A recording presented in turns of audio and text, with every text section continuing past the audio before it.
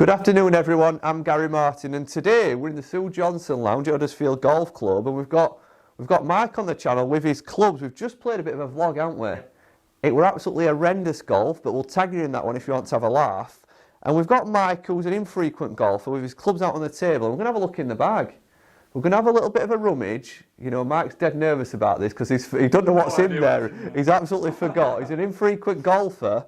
But I think this is something you guys will resonate with, and I think it's something that the subscribers will be interactive with, and they'll tell you, Mike, if you're missing something in your bag. Yeah, or maybe something that got in what I've got in. Exactly, you're either going to learn something, or you're going to be able to help Mike get the right stuff in his bag. And stay tuned with this one, guys, if you are infrequent, because, you know, I once did this as a pro golfer, laid my stuff out on the table, and I got subscribers telling me I needed to have some plasters in, and it were all great stuff, you know, stuff that you might not have thought about.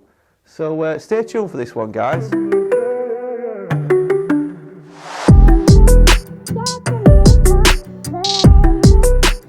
Right, so we've emptied Mike's bag. We've had to get rid of a few magazines. But, you know, he's got a hell of a lot of stuff in here. There's a few things that I've seen already that I'm blown away by. You know, first thing I'm going to mention is antiperspirant. I've never carried antiperspirant in my bag, but I think that's a fantastic idea. There's nothing worse, is there? Nope. Than being on a golf course, you know, on a summer's day. Especially when you go for a pint afterwards. And thinking that you smell, you know, and it happens, we're all human. Yeah. So that's a new one for me. You know, is that something you carry, guys? I'd like to know that.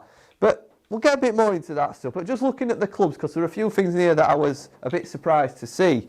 You know, I think it looks like you're pretty much Maverick. Yeah. So I'm guessing, I'm hoping you're being fitted for these. Did you get fitted? I did, yeah. So you got driver, 5-wood, and 4 hybrid, which is, you know, pretty good setup really. You've covered that sort of end of bag well. And then irons wise, you start at a 5 iron. Yes. And I'm guessing that's because they're quite strong lofted. Yeah. Yeah. What I did notice in your bag, you've got. What you're going to go for. Well, that one. This is one of the things I noticed. Mike, I would say, is sort of playing to about a 15 handicap a minute. He's got a 990 DCI, so a little bit of a. I would call it a very small cavity back 2 iron. I think that's a crazy club for you to be carrying. I think it's one that, you know, if it's in the bag, you're tempted to use it, but it's not going to cause you anything but bother. Yeah.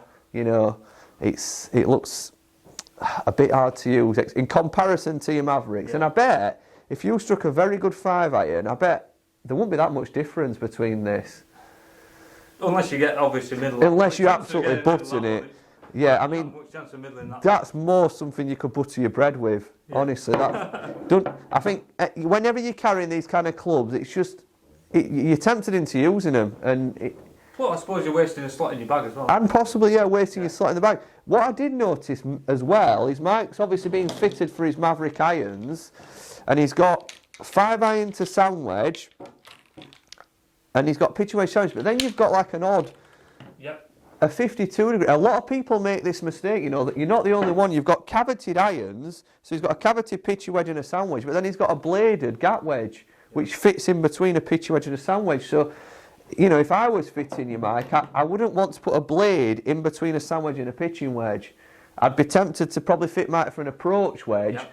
And if I feel like you need a blade for that feel and control and spin ramp green, I'd be looking at that in a sand wedge or a lob wedge. Yeah. So that's, you know, what's happened there? Is that something that were considered, or...? No, never got mentioned in fitting. So you've had a fitting, and it weren't mentioned? No, that's what you got fit with, that's what you come out with. Right, that's surprising, that one. I think, you know, I'm not a salesman, I'm someone who fits, but I think that's an opportunity missed there, because there's a massive gap in these modern irons between a sandwich and a pitch wedge, and you must have noticed that. Hence why I had to put that in the bag to try and fill the gap, basically. So that's all that's there for. So it's filling the gap. What about ease of use, though? If you were hitting a full swing with that club, do you find that as easy to use as your pitching wedge? Yeah. So you're quite comfortable using it? Comfortably, yeah. Well, in that case, then, you know, I'll eat my words. Yeah, it does fit. You know, it's sort of a 75 yard. If you're comfortable hitting that, I'll eat my words. But, you know, in an ideal world, if you're doing this ideally, you would try and match the approach wedge into the iron set for a mid-handicap or a mid to high handicap golfer at least anyway. But then, you know, everything else looks pretty smart. Let's get into what you're carrying then, because you've got your waterproofs, which you covered, aren't you, for today? That's fantastic, waterproof. You've got a big heavy jumper, excellent as well. There's a lot of balls and tees here, especially tees. Now, I'm not going to be too critical, but sometimes you can. You're probably carrying your whole. You probably don't own any more tees than this, do you? That's just what's in back, so they just stay there. So I think sometimes you've got to be careful away, especially when you're carrying like Mike. You know, you don't want to put all your, your equipment in your bag because you've got to carry it ultimately. Yeah. But what I do like with Mike is he's marked his tees up. He's really prepared. He's actually marked. You've marked with a marker, haven't you? Yeah, that's pink Castle TI. Yeah. He's marked these 2 and I think the 1/4 these pinks. So 2 and 1/4. He's marked them so he gets his consistent TI. Is there anything else in here that you want to particularly talk about? What you find, you're carrying that other people might not be? We've already gone through, obviously, deodorant. Deodorant. A wrench. That's a brilliant one, that. I mean, I don't know about you guys, but I've certainly been caught out when I've not been carrying a wrench and my head, you can hear that as you're hitting it. Rattle. A little bit of it's just coming loose. Yep. So if you're using one of these adjustable drivers or fails, make sure you carry a wrench because it will get you at some stage. Yep. And that's an interesting one.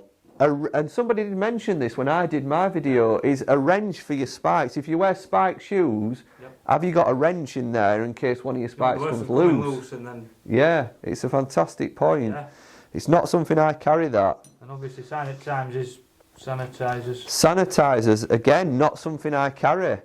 And obviously attached to my towel is club cleaner. It's amazing what you find in other people's bags, Club cleaner, a good one. We've took pitch marks out of the pitch mark, standard. One thing I'm a bit disappointed in, and I bash on about this on my channel. You know what I'm going to say, don't you? Yeah, he's got one glove, and it's a Weathersoft. Yeah. I'm going to say a naughty word there, but it's a Weathersoft glove. And honestly, Matt, get yourself a rain glove, at least a rain glove. And then, if it does start raining, you've got that grip, because with that, if it starts raining heavy, I don't know, you might be off anyway. Yeah. You might not carry on, but you'll have no grip with that. You need a rain glove. Yeah. Obviously, we've got brolly for weather, obviously. One thing I'd be critical here, and I'm only doing this to learn, but your golf ball selection, I don't think you've got more than 2 balls matching. No, that's just basically infrequent. Don't want to lose too many, so whatever you've got, chuck them in your bag. And I appreciate that. I've been a newer golfer, and I appreciate that. You don't want to spend a fortune on balls, but even if it's a matter of having a look on your Facebook Marketplace and finding like a guy that sells second-hand balls. I do this. Yeah. I'm not trying to get any business, but I'm just saying, and trying to use a same brand of ball and a same model of ball, because even though you're infrequent, you can still build up feel. You can build up feel quite quickly if you use the same ball every time. There'll probably be more of them in at the moment because they're ball of choice. Rocket ball speed. Yeah. Not a bad ball for how you play, because you've got a bit of curve on it, haven't you? So you don't want something too soft and spinny. Now, I think that's pretty much covered what we've got in your bag, hasn't it? I think there's quite a few things missing. You've got hat. Not bad. Hat.